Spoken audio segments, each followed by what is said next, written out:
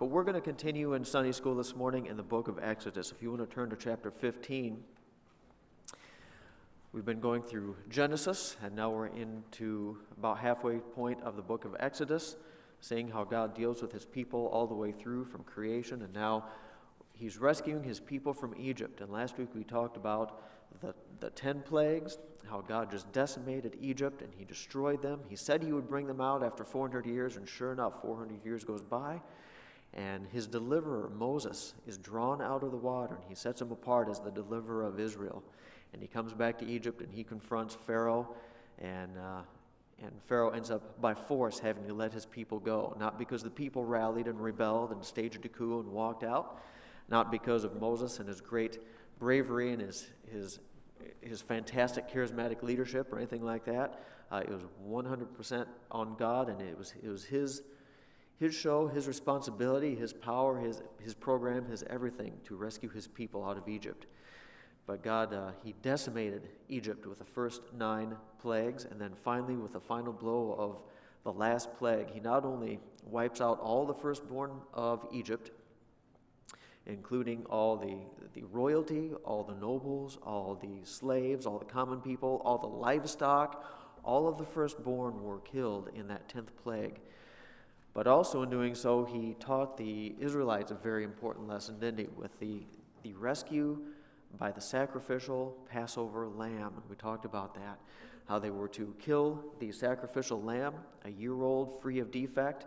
They were to take its blood on the eve of the Passover and put it across the door frame. And as they were required to go into their homes with that blood on the door, pass through the blood, and they were required to handle the lamb in just a specific way, where they were to not save any of it overnight. It was to be taken down at the end of the day, is to be eaten with bitter herbs, referring to suffering and bad times. They were to not break any of its bones. All these different things that we today look back and say, aha, these are clear signs of what the Messiah, Jesus, would be, how he would be treated when he was sacrificed, as he was the ultimate lamb. And I'm sure the Egyptians didn't look at that and say, aha, this is exactly how Messiah will be treated. Or the Egyptians, the Israelites, in Egypt. Didn't look at this and say, aha, this is exactly how Messiah will be treated. But it planted in their minds a picture of how God rescues his people.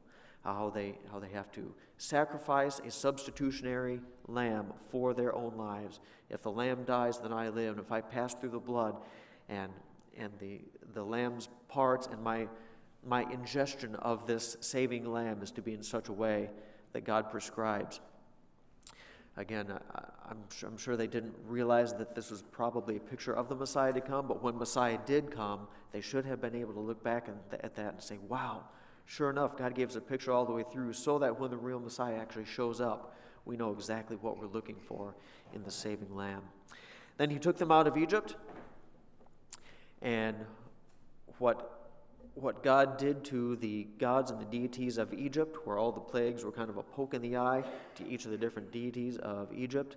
And God displays his power over nature and over his army, their army as well. And this becomes a defining moment in God's history with Israel, because over and over and over throughout the rest of the Old Testament, God looks back and says, don't forget, I am the God who brought you out of Egypt, who split the sea so you can walk right through the center of the sea and escape Egypt's armies, and I rescued you in this way, in this amazing display of power. Remember, even when the Israelites crossed the Jordan and went into the promised land, the people of Jericho said what? Or at least when Rahab was talking to the spies, she said what? All of our people are melting with fear because what? They saw and they heard what God did with the Red Sea when you walked out of Egypt. We all know that your God is with you and that he's stronger than anything that we can produce. And we know that you know, if God's with you, there's nothing we can do to stop you. And so she helps the spies. And so God's reputation becomes known throughout the world as the one and only true God who can split seas, who can bring down fire and hailstones, and he can destroy whoever he wishes to destroy, and he can protect whoever he wishes to protect. And so these two stories come together as God's reintroducing himself not only to Egypt and to Israel, but to the entire world, really. He's identifying himself as the true God. And that's where we left off at the end of the last lesson. That brings us to chapter 15. If you're already turned there, we're going to continue. In the first part of chapter 15, they sing a song of deliverance about having brought back out of Egypt and crossing the Red Sea and all those things. And then they continue on the journey towards the promised land. So, in chapter 15, after showing himself to be an invincible warrior, the all-powerful, promise-keeping God reveals his caring and nurturing side to his people. And again, they had been in polytheism in Egypt and idolatry for over 400 years. God is, again, slowly reintroducing himself to his people, showing them who he is. So far, what they've seen is his strongman warrior side, have they not? They've seen him destroy Egypt. They've seen him rip the sea in half so they can go through, smash it back together so that the Egyptian armies are drowned in the sea. And that's the side they've seen of him so far. Now, as they're walking through the wilderness, probably what's in their mind, wow, I'm really afraid of this God. Is he going to destroy us as well? And so he starts to show that while that is how I treat my enemies, this is how I treat my people. And it's a very, very different treatment. And again, I don't think the idea here is that God is just playing favorites, or he hates these guys and he loves those guys and he's just going to beat up on some people and save the others.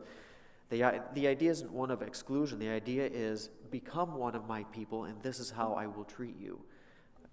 Follow me, obey my word, do what I say, and I will treat you in this way. I don't have to, and I don't want to have to destroy you like I did the Egyptians. I want you to follow me. I want you to be my people and obey my laws, and I want to be good to you, and I want to love you. So become one of my people, and so I can treat you this way. But he starts to show his provisional and his caring side, his soft and tender side, if you will, in chapter 15, verse 22. Here's how it looks. Verse 22, Then Moses made Israel set out from the Red Sea, and they went into the wilderness of Shur. And they went 3 days in the wilderness, and they found no water.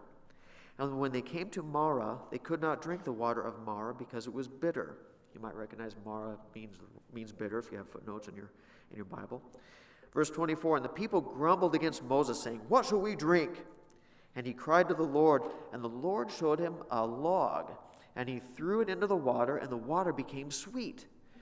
So the people were thirsty. They grumbled against Moses. Moses goes to God and says, God, what should I do? God says, hey, take that log over there, throw it in the pond, and all of a sudden you can drink the water. It's a miracle. The end of verse, 25. It says, There the Lord made for them a statute and a rule, and there he tested them. God tested the people to see how they would respond when faced with a challenge. Would they turn away from God? Would they come to God? Would they ask God for help? Or would they abandon him? What would they do?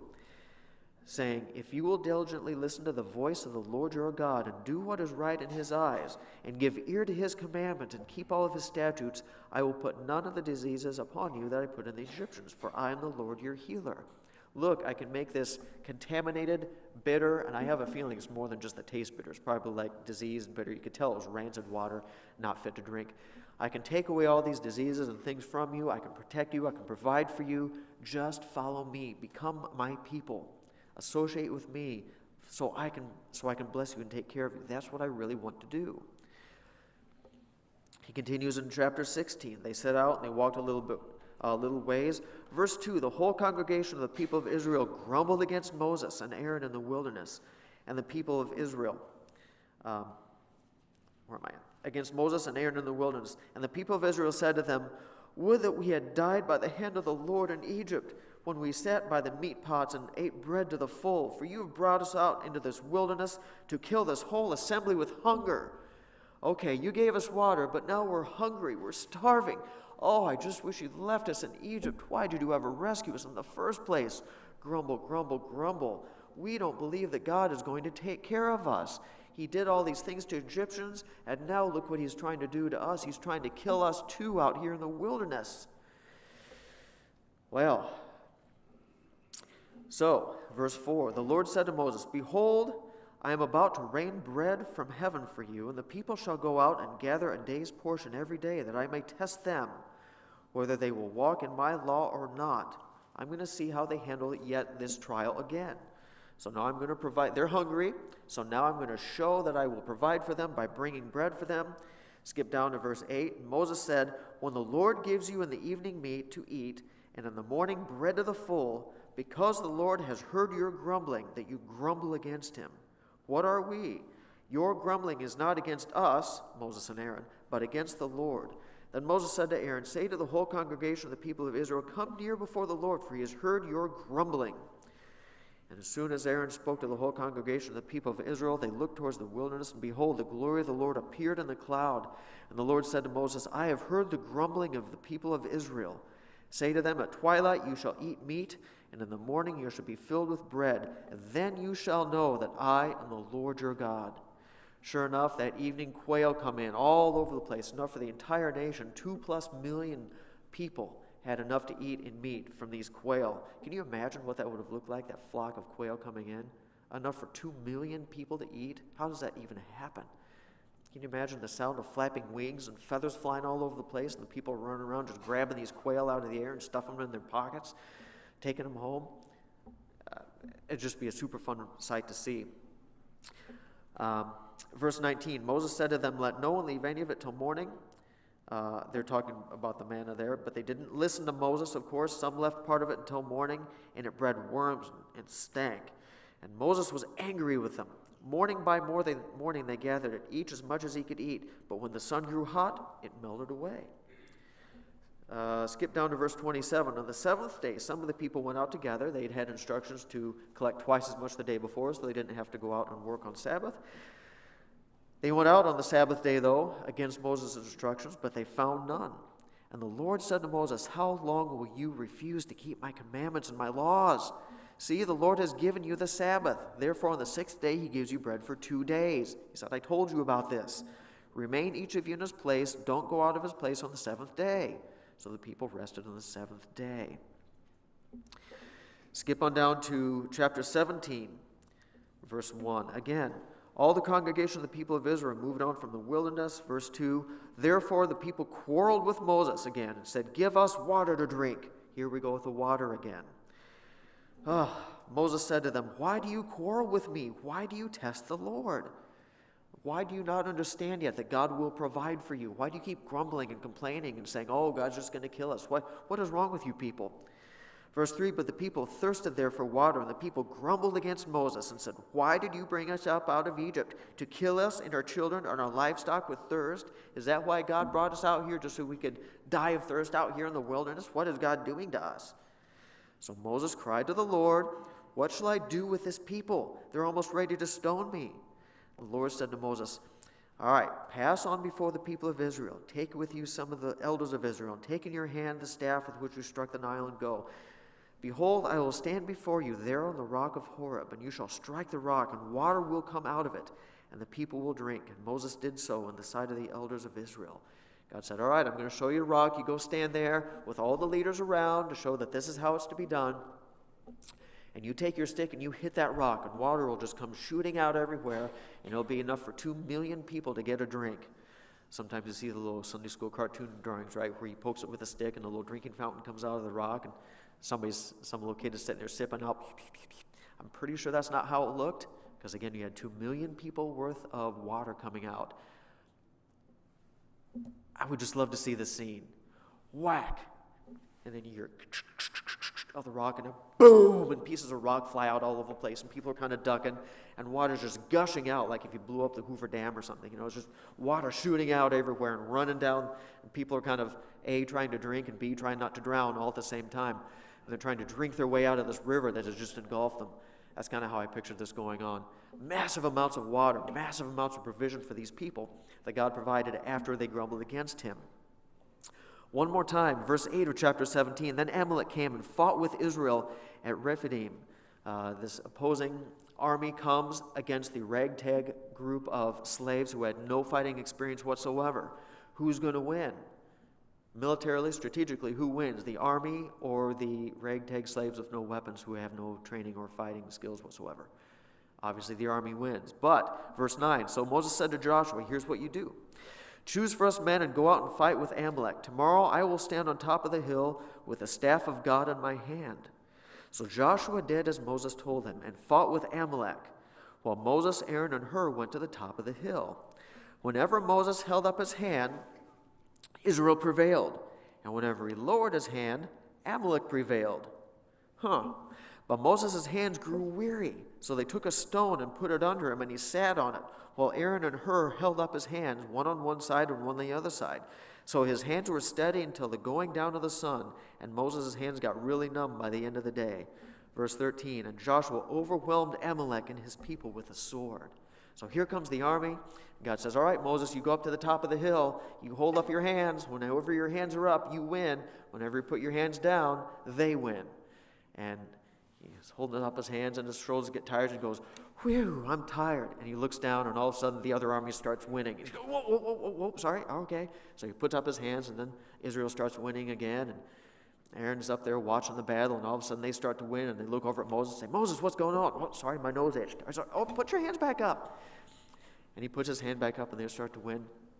All day long this goes on. But God protects his people in a miraculous way, and the slaves win over the army. How does this happen? So we see 4 examples here: complaining about water in the wilderness, food in the wilderness, again, more water in the wilderness, protection from the invading army. All these different times that God is showing his people that he will provide and protect for them as they're walking through the wilderness. You are my people, says God, and I'm not just going to abandon you, or I'm not going to destroy you like I did Egypt. It's interesting, and I'm not sure how much to make out of it, but it just popped out to me while I was preparing for this. Look back in chapter 15, verse 25. The first time around, they're looking for water. What does it say? There the Lord made a statute for them, and there he tested them. God is testing the people to see their response. But the second time they look for water, look over at chapter 17, verse 7. The second time it says, and he called the name of the place Massah and Meribah because the quarreling of the people of Israel, and because they tested the Lord, saying, is the Lord among us or not? The first time through, God was testing the response of the people. The second time through, who's testing who? The people are testing the faithfulness of God. Again, I'm not sure how much to make of that, but I think it's an interesting flip. At this point, maybe God's saying, are you catching on yet? Or the people are coming back to God, I should say, and they're testing God's resolve in his provision for them. And God's looking down saying, you should start getting the idea here that I'm going to provide for you, but you're not. But they put God to the test. In fact, when Jesus is tempted in the wilderness, remember, and Jesus responds by quoting Scripture, he said, you shall not put God to the test. This is the passage where that comes from. Don't doubt God's provision that he's already demonstrated to you. Don't test him in a way that is manipulative, even though you should know better. That's what he's saying. But the people put him to the test. But 4 different areas here in quick succession where God shows his provision and protection to the people. And if you know your Old Testament history at all throughout the book, throughout their wanderings in the wilderness, throughout the book of Judges, throughout the Kings oftentimes, we see a cycle that looks kind of like this, don't we? Where we have a problem that occurs, where there's whatever the problem is, an opposing army coming along, the people need something, whatever it is, some problem occurs. The people inevitably do what? They grumble against God. Oh, what's God doing? Moses, he goes and he cries to God, God, what should I do? Please, we have this problem. Now, if the people had just gone to God in the same way that Moses did, probably they'd have been a lot better off. If the people just say, excuse me, Moses, I know God is here and he's with us, but we've got the situation that's come up. Would you please bring it to God's attention? We know and have faith that he will respond and take care of us, but we just let him know that we have this request of him. I think that's a very, very different response than the people's response of grumbling and why did he just abandon us the way he did? Again, I think it's on the attitude, because both the people and Moses have a reply to God, don't they? But they're 2 very different replies. So the people grumble and complain and accuse God of neglect, basically. Moses also responds to God, but Moses says, God, I need your help. Please help rescue us, provide for us. And so the next step, after Moses cries to God, we see God providing a solution to the problem. Whatever that problem is, water, food, protection, whatever it is. Then in the next step, God punishes the grumbling oftentimes, doesn't he? If you know Israel's history, he brings in some kind of punishment to teach the people not to grumble like that again. Have faith in me, I've shown you. And that's kind of the typical story, or the typical cycle that we see repeat itself over and over and over throughout the Old Testament. But in these first 4 stories, that cycle's not quite accurate, is it? There's one step in that cycle that we haven't seen in the 4 stories I just read to you yet. Can you pick out which step that is? Of those 1, 2, 3, 4, 5 steps, One of those steps has not been present yet. It'll show up later. In fact, later when it does, maybe I'll remember to refer back to this little section here. But there's a step so far that we haven't seen. I hear some whispers. What's that? Yeah, what have we not seen? So far, we haven't seen that step, have we?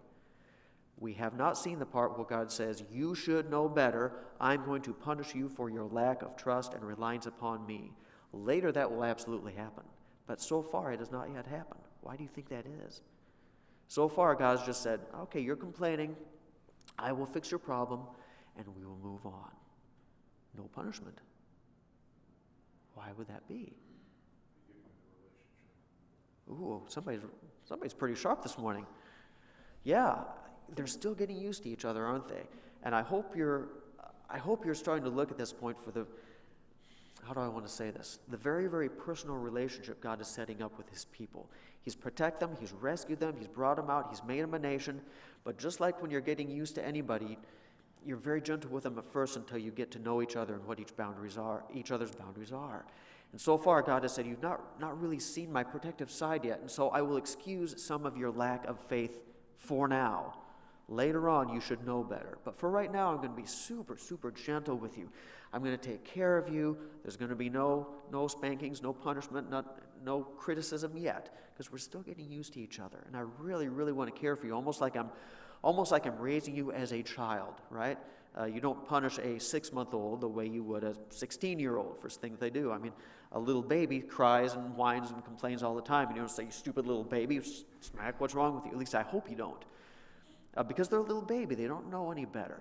Now, as they get older and they get more responsibility and they become more aware, you expect more out of them. And that's exactly how God treats his people as well. Right now, they're just an infant group of people, and their relationship is just brand new, and they're getting used to each other. And so God is super, super careful and gentle and kind and loving with them.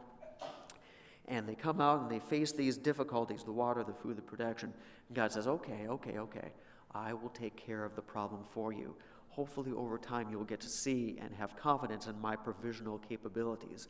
And you'll know that I'm faithful and I will protect you. But so far, God says, we're not going to get into the punishment stage yet. You don't really know me well enough to get into that yet. Again, later that will happen. So, continuing on. By the end of chapter 18, Moses has a discussion with Jethro and stuff. We're not going to get into that, how to administer different responsibilities and things like that. But by the end of chapter 18, Israel has seen a lot of God in action. He's redeemed them. He's protected them. He's provided for them. They owe their very existence as a people to him. So now that they're all on the same page and they're becoming more familiar with each other, God reveals to them one more aspect of his character. That would be his holiness. He does this in the form of the law. And so God says, okay, this is who I am. This is what I can do. This is how I wish to care for you. But there are certain boundaries here. There are certain means of protocol that we have to follow here. It's not just going to be kind of a loosey-goosey, informal, sloppy relationship. Okay, I'm not your genie in a bottle that you just rub the lamp and I do whatever you want. It's not going to work that way. I do have requirements of you, okay? And I'm going to give you those in the form of a law. And so in chapter 19, he starts to introduce the concept of laws and covenants and restrictions. And so they move into place to this mountain. God calls to him off the mountain, Moses, saying, thus you shall say to the house of Jacob, tell the people of Israel, this is verse 4 of chapter 19, he says, you yourselves have seen what I did to the Egyptians, how I bore you on eagle's wings and I brought you to myself. I picked you up and I carried you. We flew over all the problems of this world and I handled everything for you. Everything was almost literally spoon-fed to you. I gave you bread on the ground. All you had to do was go out and pick it up. I mean, how much easier can I make it for you? I brought in meat and gave you water out of a rock. How much easier can I make it for you? I brought you to myself here. Verse 5. Now therefore, and I should probably click this. There we go, so you can read along.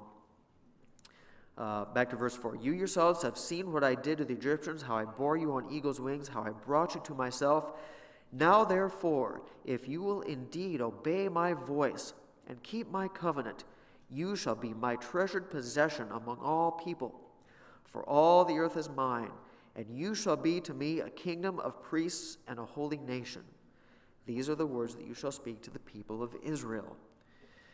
And God, he proposes the idea of this covenant, this deal between them. He says, you've seen what I did to the Egyptians. Now, he says, let's see, where am I? Now, therefore, if you will indeed obey my voice and keep my covenant, you shall be my treasured possession among all people.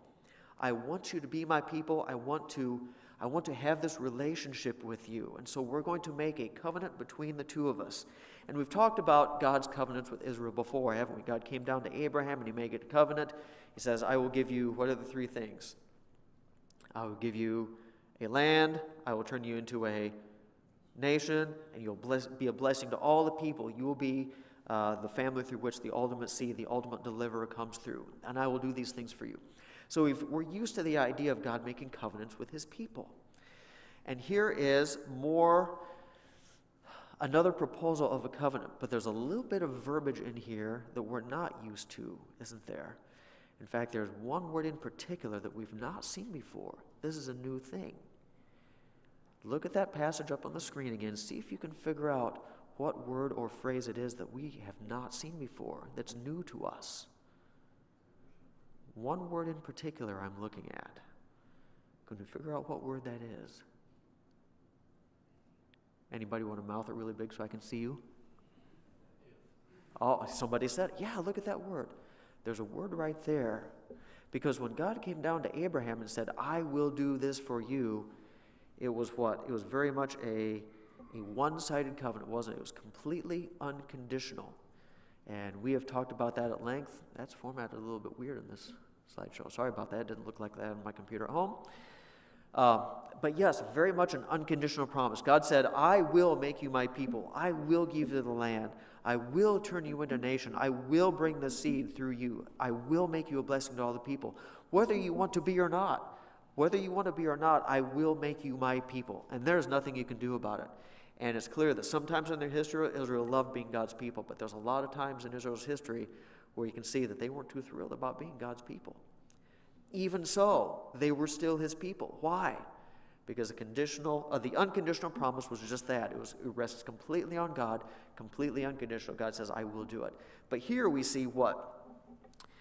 He says, now therefore, if you will indeed obey my voice and keep my covenant, then you shall be my treasured possession among all peoples. You have to obey, and if you obey, then I will do these things for you. So why is God changing his mind, and now all of a sudden there are conditions upon the covenant? Careful, this is a tricky one. People get these confused and they go wonky really, really quick. Because they are two separate promises, right? One is to Abraham, the unconditional part. You will be my people, whether you like it or not. And I will do these things for you, whether you like it or not. Rest solely on me. This part is what we'll call the Mosaic covenant, because it's to Moses, okay? The Mosaic covenant. And the Mosaic covenant is different from Abraham's covenant because it is very much conditional, isn't it? Yeah, they absolutely have to obey to make it work. I heard somebody say it this way. Abraham's covenant establishes the relationship between God and his people. That's Abraham's covenant, and it will be there regardless of what the people do. Moses' covenant determines how enjoyable that relationship will be. It's up to the people. They can either make this a wonderful experience or they can make it a horrible experience. And throughout the upcoming passages, I think you can see, I already mentioned the personal nature of how God's treating his people. He's saying this almost as if it were a marriage situation, isn't he? And this illustration is used throughout the Bible. God acts as a husband towards Israel. And he's setting up this situation here. And it's really almost the same as a marriage, isn't it? When you say I do on your wedding day, you're setting up hopefully an unbreakable covenant. No matter what, you will be together. That's the unconditional part. There's nothing that either of us can do, supposedly, to get out of this. However, the conditional part of it is how you treat that relationship afterwards. Once you are married, you both can choose to either make it a wonderful experience, or you can choose to fight and disagree and hate each other and make it a miserable experience. That is completely up to you. You can live your life, and in a way that you treat each other well and love each other and care for each other and all the things, and it'll be wonderful and fantastic. Some marriages are like that. You can also learn to bicker at each other and complain and criticize and finger point and just fight against each other all the time, and you can be 100% miserable all the time. Either way, you're still married. But it's up to you to determine how you want that relationship to go, right? And some marriages are like that. Some are really good, some are really bad. Most of them are kind of a mix in the middle, where there's good times and there's bad times, and everybody knows what those are like. That's how God is setting this up. He says, either way, we are married as a people. You will be my people. But I'm making another deal with you that here's how you are to live. And you can choose if you want your relationship to me to be a good one, and a blessing and a joy and prosperity and all, just wonderful. Or you can choose to disobey, and we can have a very, very miserable, rough, adversarial relationship. Either way, you will be my people. But I will leave it up to you to determine how you want this relationship to play out. I will do my part, God says. I will be 100% faithful. But you have a responsibility as well. You can make this pleasant or you can make this unpleasant. Sadly enough, I think we know from our Bible history, most of the time, they made it fairly unpleasant, didn't they? And that's unfortunate. But don't confuse these two covenants. Don't confuse these two. And some people, there are those who say, God is done with Israel. God has abandoned them because they have messed up so many times. They killed the prophets. They went to idolatry. God had to exile them. He brought them back. Then finally the Messiah came. They killed Messiah. They did everything wrong. So God is done with his people because they messed up so many times. And God clearly says throughout the scripture how God will punish them and how he'll do all kinds of things if they don't obey. So clearly God has abandoned Israel because they've messed up so many times. What's at the root of that error? Where are we going wrong in our thinking when we say that? Because we're confusing the two covenants, aren't we? The one is unconditional. They will always be his people. If they disobey, God will have to punish them and make things miserable for them. And he's had to do that more times than we'd like to count. But they're still his people. Everybody okay? Everybody good? Anybody going to admit it if they aren't? No, probably not. Okay. So here's the basis of the covenant that he sets up. And we just read through this here. He says, if Israel obeys and keeps God's covenant, keeps his laws, keeps his commands, does what they're supposed to do, if they do that, then what? Then they will be God's treasured possession. They will be a kingdom of priests. That is, they can intermediate between, I don't want to say they will all be priests as in like how Aaron is priest, but they will be a representative of God to all the nations on earth who look to Israel and say, aha, that is what God is like. I can learn a lot about God by watching you guys. And in that sense, they are an intermediary between the Gentile nations and who God is. They will be a kingdom of priests. They'll be a holy nation set apart for him. They will be God's special, separated people, unlike anybody else or any other nation on earth. God will separate them out, and he'll care for them in a unique way, and he'll govern them in a unique way, and they'll live in a different way than all the other nations do because they are God's chosen people. And all the other Gentile nations on earth can look to them and see who God is because of the way that Israel is run and because how they behave and the way they conduct themselves in society and just all the things. And then all the Gentile nations can look and say, wow, we'd really like to know who their God is. How do they do that? We want to know who they are. And they can come and learn about God. And the nation of Israel can draw all the nations to himself by how they live and by the laws and their holiness and all the things. And God can become magnified and glorified throughout the earth because of who Israel is. That's the way it could have worked. It didn't work out quite that way because of the disobedience that we know about. But that's what God promises the people. They can be a holy nation, a nation of priests, a separated people. And the people hear this deal. God presents this option to them. He says, here's the covenant I would like to make with you. It's a conditional covenant, but I want to care for you and provide for you and all the things. But it's up to you. What do you say? Chapter 19, verse 7. So Moses came and called all the elders of the people and set them before them all these words that the Lord commanded. And Moses relayed everything that God said. He presented it to the representative leaders of the people. Verse 8, all the people answered together and said, what do they say to God's proposal in verse 8? They said, all that the Lord has spoken, we will do. And Moses reported the words of the people to the Lord. So God says, here's my proposal. Moses presents the proposal to the people. The people look back and they say, that sounds really, really great. We will obey, say the people. This sounds really fantastic. This sounds like a good deal. We want to be separate. We want to be above all the nations. We want to have all the blessings of this God who can clearly do whatever he wants. He's all powerful and stuff. We've seen that happen. We want to be that people. We will obey what he has to say. And so Moses takes the words of the people back to God, which God already knew it anyway, but Moses is being the intermediary here. He takes the response back to God, and God says, that's fantastic. I'm glad to hear that you want to be my people. So he says, now that we are all ready and we're on board, we want to have a relationship.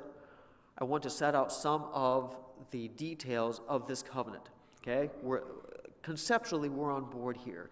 Now I want to lay out some of the details, and then after we lay out the details, we're going to go back and kind of ratify and sign on the dotted line at the bottom. Okay?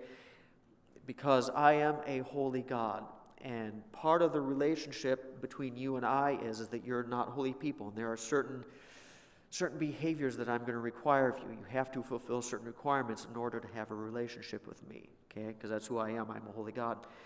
And so in the next section, chapters 20 through 34, I've kind of broken it down like this. Chapters 20 through 23 is a summary of the covenant law. This is what God expects of his people. In chapter 24, they take the covenant that he's just presented, and the people ratify it. They have to agree to the terms of the covenant before it takes effect. Chapter 25 through 31 are God's living arrangements, and chapter 32 through 34 is unfortunately the breaking and then the reinstituting of the covenant. So, beginning in chapter 20, God starts to lay out his law for the people. Chapter 20, you probably recognize, everybody knows this is Exodus chapter 20, a famous chapter because it contains the 10 Commandments. Yeah, God starts out and he kind of gives a quick bullet point summary of the types of things that he's going to ask for in the 10 Commandments. No other gods before me, no carved images made to me, don't take the name of the Lord in vain, remember the Sabbath day, on and on. He goes down through the list.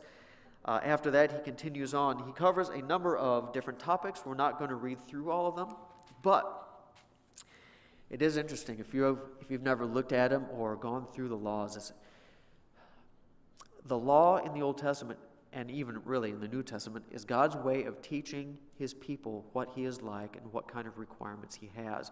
What kind of character does God have? Again, what kind of things does he allow? What kind of things does he not allow? What things are okay? What things are not okay? What things are major offenses? What things are minor offenses? What things offend me? And what things offend other people? And how do I insist that you treat other people? All these things that teach us so much about who God is are related to us in the law. That's where we get our idea of what right and wrong really is.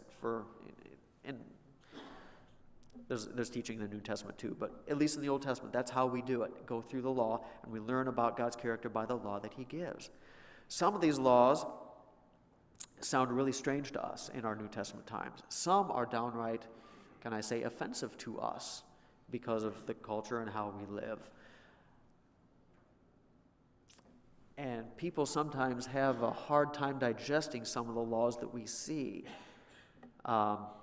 And I just want to challenge you with this, and I'll ask this in a question that's easily answerable on the surface, but the implications run a little deeper. When God's laws and rules are offensive to our culture, in other words, they conflict, which one takes precedence, our culture or God's laws? That's an easy answer for Christians, right? The easy answer is what? The Bible, obviously. The Bible takes precedent. But that's easier said than done. And when you read through some of these things and you look at a law and say, ooh, that's kind of weird. And it's easy for us to brush off and say, well, it's just the culture back then. It's okay. Things aren't like that today. And it's true, we're not under the law. But God's character never changes. And if God's law reflects his character, even if the details of the law back then aren't binding on us today, which is true, they're not, we can still see some of the things that he allows and some of the things he doesn't. So God allows or disallows some things back then, and we think, ooh, that's a little bit weird. And it should cause us to think, wait a minute, it's weird because that's not what I'm used to seeing or what our culture permits or doesn't permit. But really, which is correct, our culture or God's word? and that can cause some internal conflict. Think through these things. So I'd encourage everybody to read through chapters 20 through 23. Just see what, on your own time, not right now, see what kind of things you come up with. See how you process some of these things. We're not going to go into them now. We just don't have time. This is a survey class. But read through those and see what you think, and see which really does take precedence for you, our culture or God's law and his character. Continuing on, yes, chapter 20 is the Ten Commandments.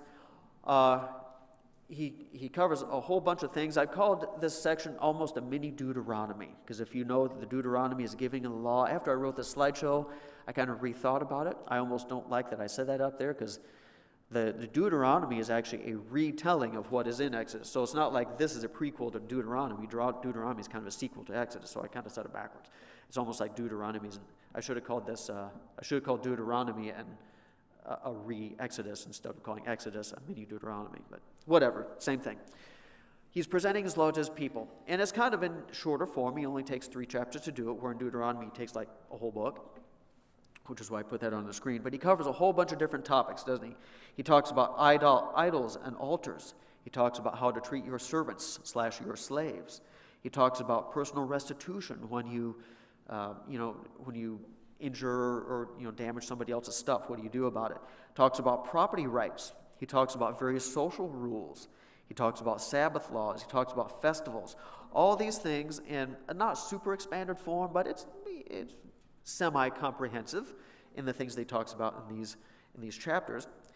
And these are the terms of the covenant. God says, if you're going to be my people, here are the behaviors that you must follow in order to be a holy people, so that I, as a holy God, can commune with you.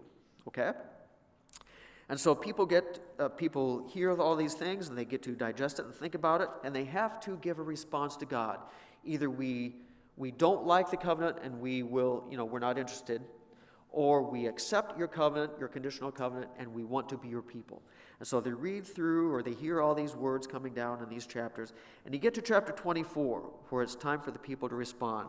So chapter 24, verse 3, Moses came and told the people all the words of the Lord and all of the rules. And all the people answered with one voice and said, what? Do they still like it, or do they not like it anymore? They said, all the words that the Lord has spoken, we will do. They said, the people respond, they say, we will obey. We've heard the terms of the covenant. We want to be your people. We think we can do this. We will obey. And they repeat that sentiment down in verse 7. And so it's time to sign on the dotted line. And so in verse 4 it says, so Moses wrote down all the words of the Lord, and he rose early in the morning, and he built an altar at the foot of the mountain and 12 pillars according to the 12 tribes of Israel. And he sent young men to the people of Israel who offered burnt offerings and sacrificed peace offerings of oxen to the Lord.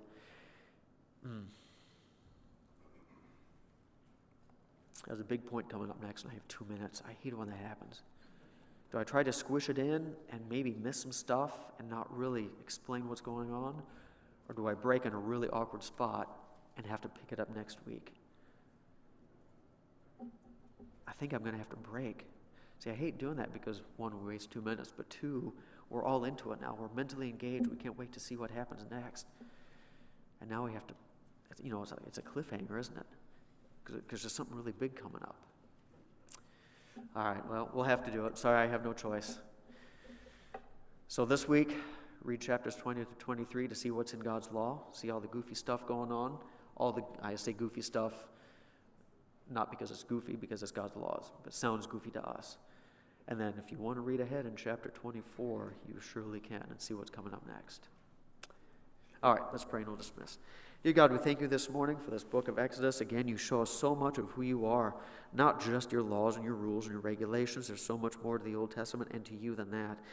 And I think sometimes people see God as just a rule giver and the guy who's standing over them waiting to whack them on the head if they don't follow the rules. And there is a certain holiness to you for sure, but there's so much more than that. You're such a personal God in the way that you deal with your people, both your people Israel back in this day, where you show how you're a provider, a protector, you're the all-powerful warrior, but you're also the holy God who has certain expectations of behavior and holiness to reflect your character itself, so that you can, by those means, reach all the people a very personal relationship you're setting up with your people, Israel, in terms of this covenant, almost like a marriage arrangement. What a fantastic thing you've given to them. Help us to see who you are through all these stories and the rules and regulations and everything that we see in here. It all points back to you. Help us to take advantage of that and learn who you are better. In Jesus' name I pray, amen. You are dismissed. Thank